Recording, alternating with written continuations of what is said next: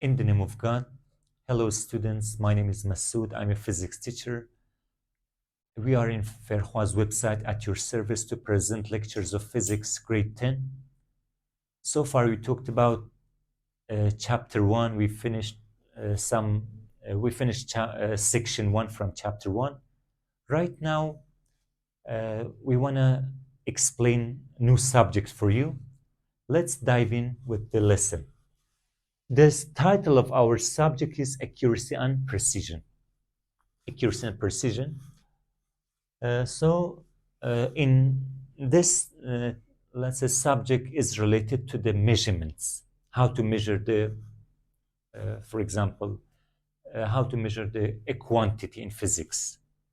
How to measure distance, how to measure time, how to measure any quantity in physics. Uh, let's say whenever you want to measure them, you have to have accurate reading. You have to have precise reading.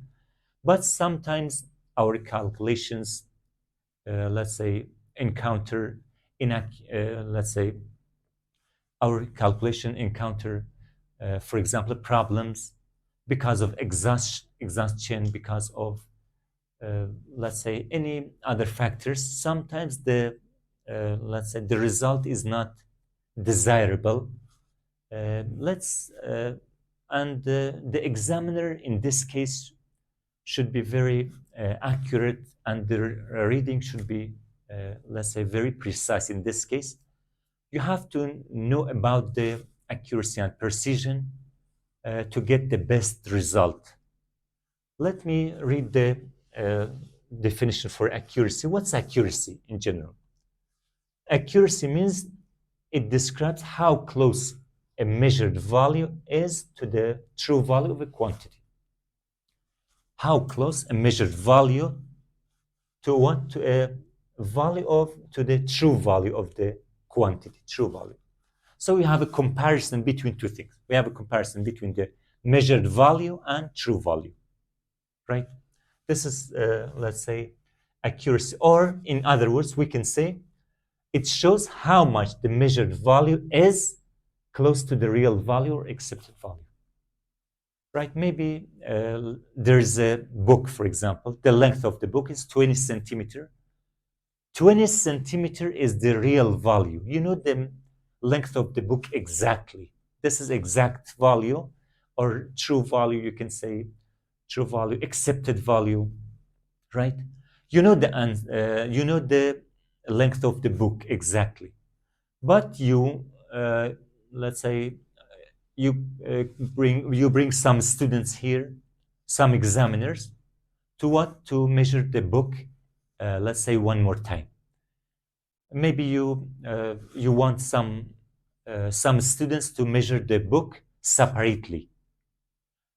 Each student, let's say, has its own, let's say, reading. Maybe one of them says that the length of the book is 19.9 centimeter, and you know the true value of the book is 20. You measured it before, right? 20 centimeter is the true value. Another student maybe measures it, and he or she says the length of the book is 20.1 centimeter. Compare the reading of the students to the true value. If they are close to one another, you can say this reading is accurate, right? This is called accuracy. So let's say it's the comparison between the true value and let's say and measured value. How close, or I can say in other words, how close the reading is to the true value, so the reading is accurate. We have another, let's say, another thing. We have precision. What's precision? Let me read the definition and I'll elaborate it for you. It says it refers the degree of exactness with which a measurement is made and stated. Or, in other words, it describes how close the measured values are from one another. So here we have comparison between what? Comparison between the measured values among one another, right? if the measured values among one another close to each other, in this situation, we can say the reading is the reading is precise. So let me summarize our speech. For accuracy, we have a comparison between the true value and measured value for accuracy. For precision, we have a comparison between the measured values themselves. Here, ignore the true value. In precision, ignore the true value. Just focus on the measured values among themselves. If they are close to one another, that's why we can say the measurement is precise. Let me solve the problem for you. We have a problem here. We have a question. The real value of a length of a book, my example, the real value of the length of the book is 20 centimeter, right?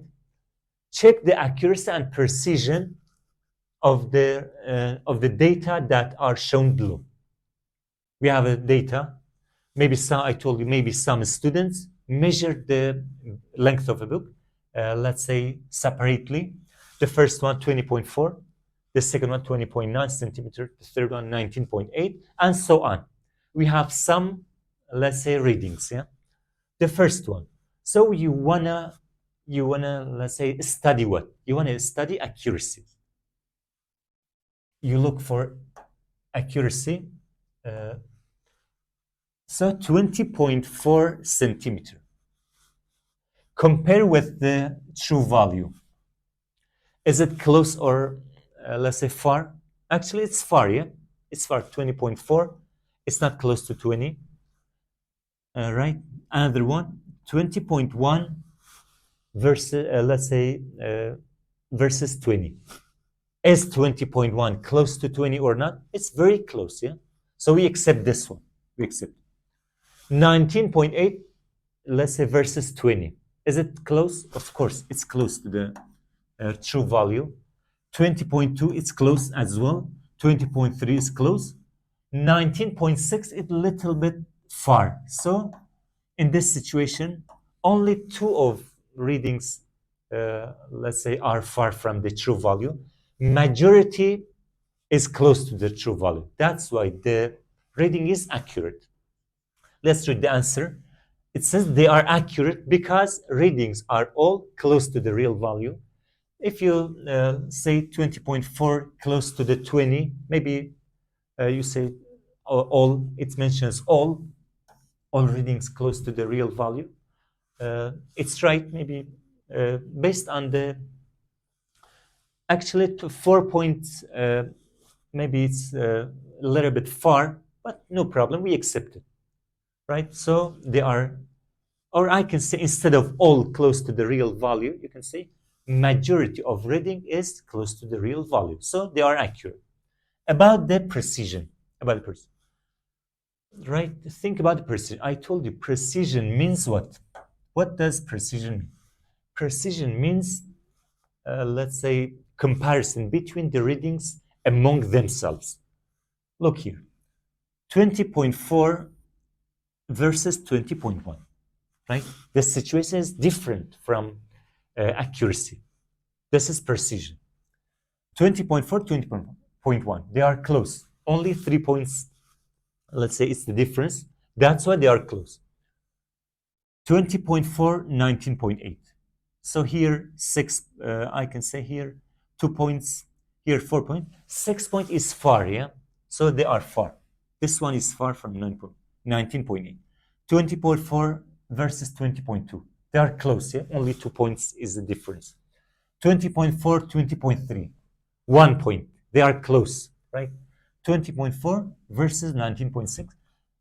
Maybe it's a little bit far, yeah? They are far from one another. So only 2 readings are far.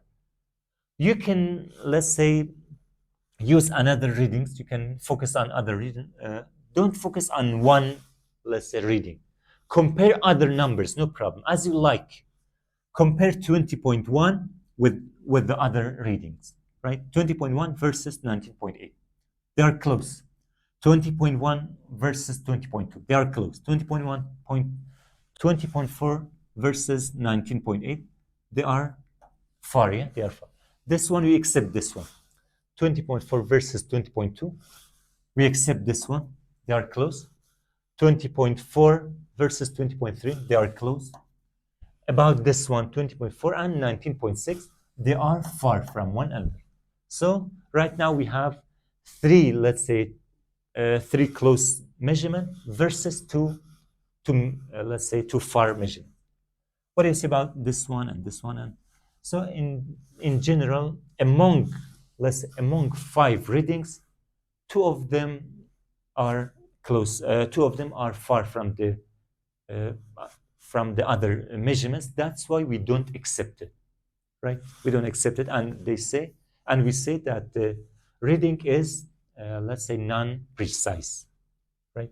It's that they are not precise because since they are not very close to each other, they are not very close to one another. They are not precise. Let's move on to another question. It's about accuracy and precision. The real value of the length of a book is 20 centimeters. This is the real value. The previous, let's say, example, but we have different readings here. Check the accuracy and precision for these data that are shown below.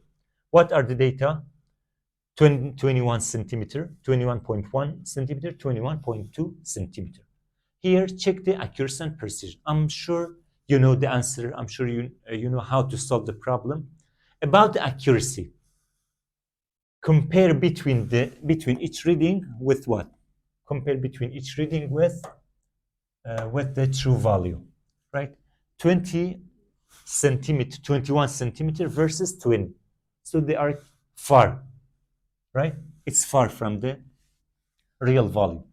21.1 to 20, it's far. 21.2 versus 20, they are far. So in this situation, I can say here in this situation, let me, here I can say if the reading is not accurate, is inaccurate, because the readings are far from the true value. What do you say about precision? Compare between the, let's say, between the readings among themselves. Compare the readings with one another. 21 centimeter versus 21.1. Only 1 point is the difference. That's why they are very close to one another. 21 versus 21.2. 2 points is the difference, so they are close. 21.1, 21.2. So all of the readings here, I can say, without exception, all of the readings are near to one another. That's why I can say the reading is precise, but not accurate because they are far from the true value. So they are precise because they are close to one another, but but inaccurate because they are far from the true value. This is the answer. The first one is the checking of accuracy. They are inaccurate because no reading is near. No reading is near to the true value. Here we have 20, here we have 21, and above 21. About the precision, number two, they are precise, right? Since they are very close to one another. Of course, I told you the difference is just 1 or 2 points, right? Let's move on to another one. Another question. Choose the incorrect statement. Question number 5. We have some statements here. We want to choose the true statement. Think about it.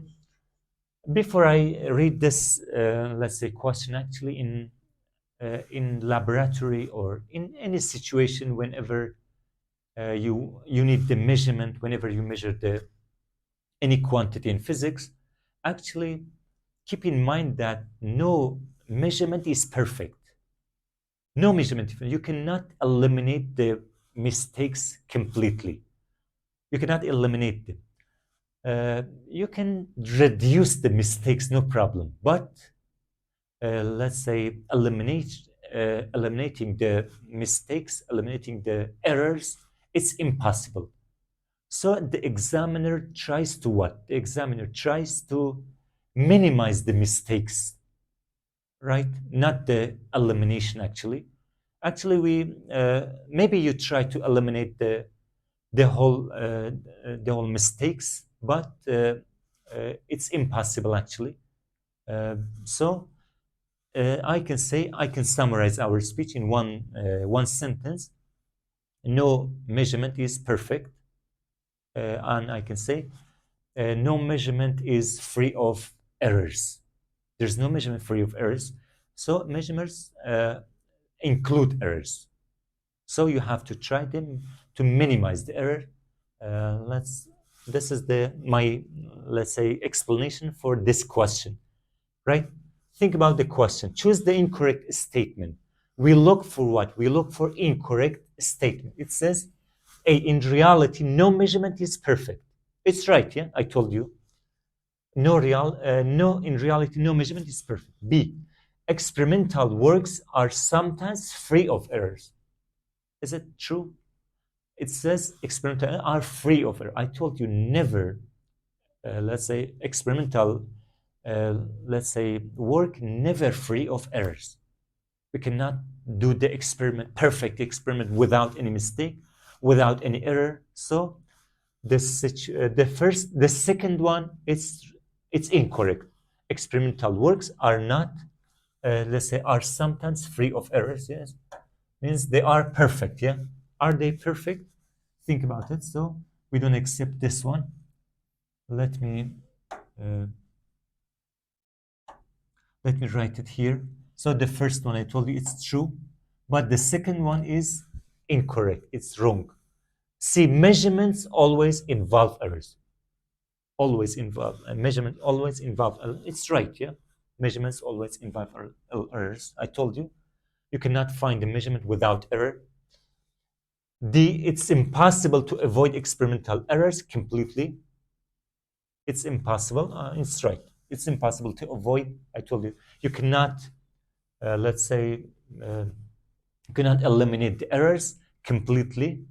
That's why there are other statements are true. Only one is wrong. This one, experimental works are sometimes free of errors, right?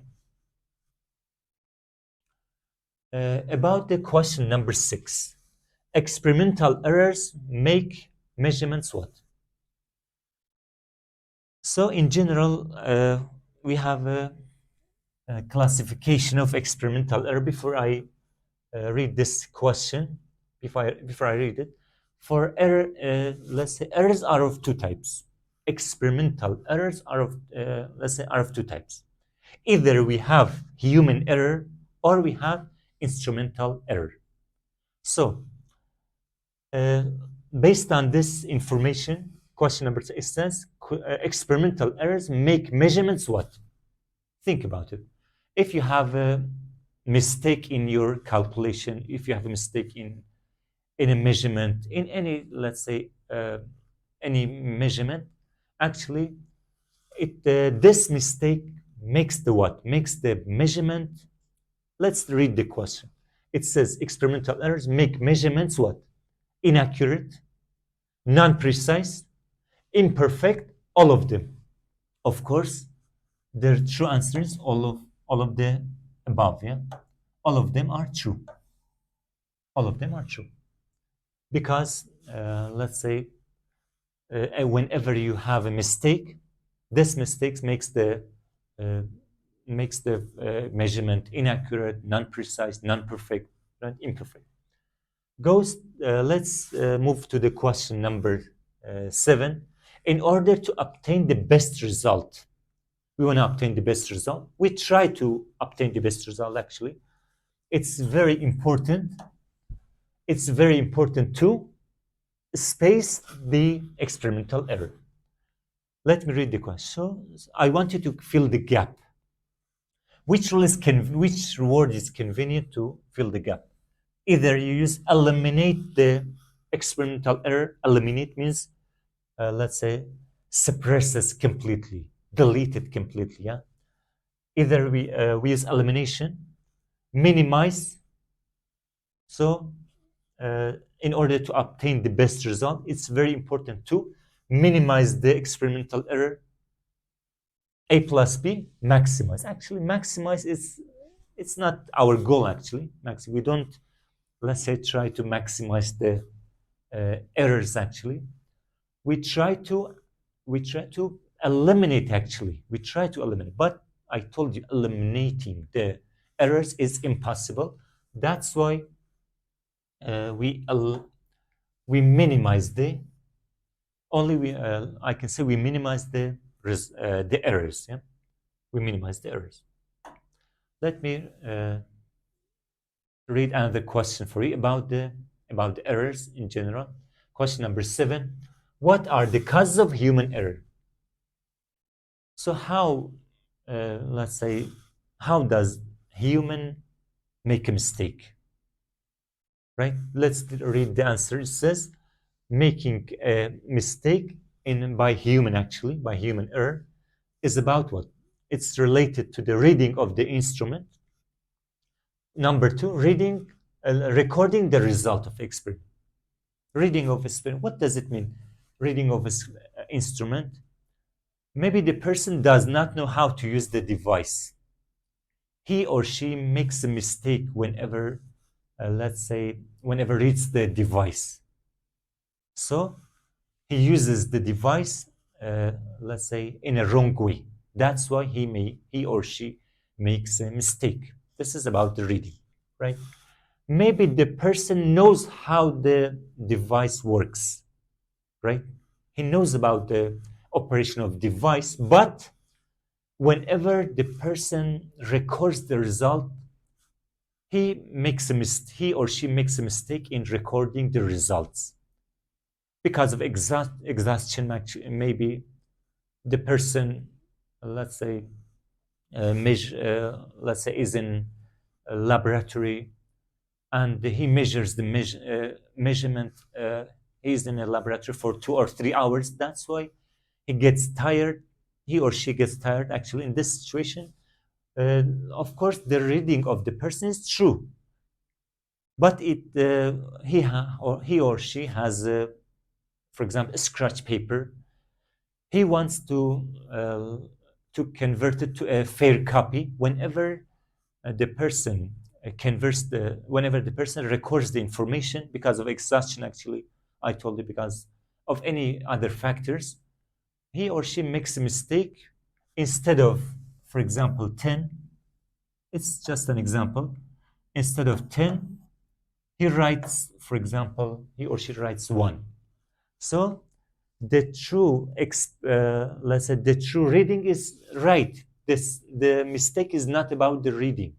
The mistake is taking place in what? Is taking place in recording the result because of, I told you, maybe exhaustion or any other factors. Question number 8: what's the solution of human error?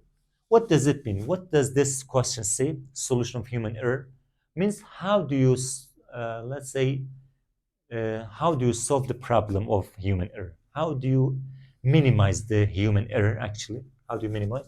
By repeating the measurement. Just by repeating the measurement, you can solve the problem. You can reduce your mistakes. Number 9, define parallax. Actually, parallax is a phenomena related to human error. It's related to human. It's not related to instrument. It's related to human. Let me read the definition for you and I'll break it down for you. It says the differences in reading the same quantity due to the looking from different angles. The difference in reading the same quantity from different angles, right? Think about, we have a lot of examples actually for parallax. We have a lot of examples. Think about the speedometer of a car. A speedometer is a device that's located in front of the driver. So the driver can read the speed of the car by a speedometer. And the reading of the driver is more accurate than the reading of the passenger beside the driver, because the driver uses the let's say line directly over the speedometer. right? But another person, the passenger beside the driver, he uses a wrong angle, right? He uses a wrong angle. He observed the speedometer in another angle. That's why one quantity is measured by two% by two different angles. This is called parallax. So in this situation, maybe the driver says that the speed of the car is 90 kilometers per hour, but the passenger says it's not 90, it's 80 kilometers per hour. So this mistake, the reading, let's say the mistake in this reading is called parallax, right? Reading one quantity by means reading one quantity at different angles, right? So what's the best reading for the speedometer of a car, for example? Was the best reading? The reading of the driver, because the driver uses the correct sight line.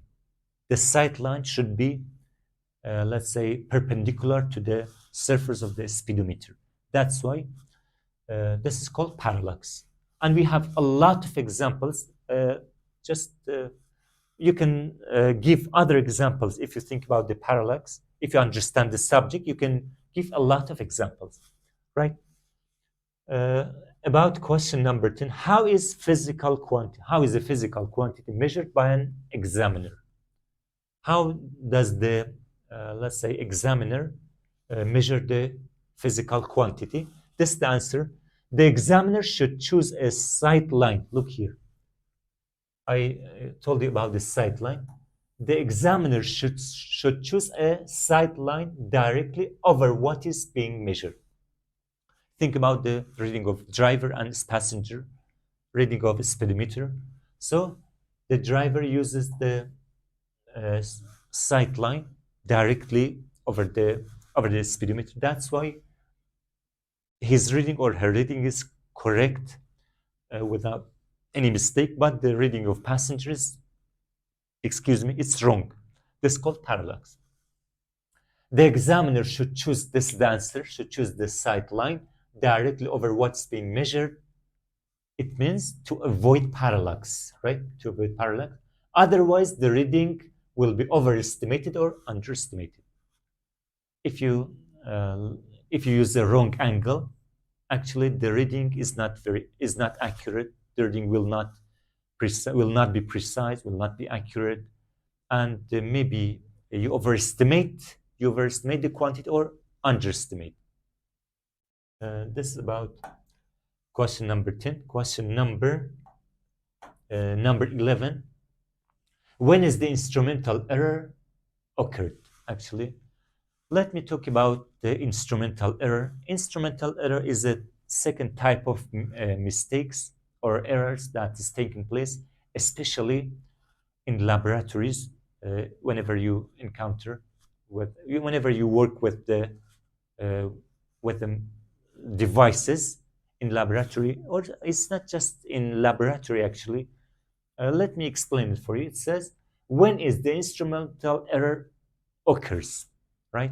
When is instrumental error occurred? In which situation? When the device doesn't work well, when the device doesn't function well. Actually, in this situation, instrumental error is taking place. The person has no problem. The person is professional. The examiner can, let's say, enables to use the device. He or she has information about the device, right? But the device itself has a problem. The device doesn't work well. That's why this is the main reason of instrumental error. So if the device or instrument does not function well or does not work well. The last question, what's the solution of instrumental errors? How can you, let's say, eliminate, or how can you minimize how can you solve the problem, right?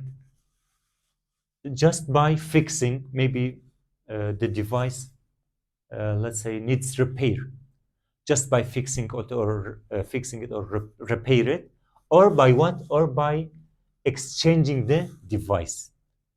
Bring another one, bring the new one, for example, buy a new device for this purpose, actually, in order to get the best results. Thank you very much for watching this video.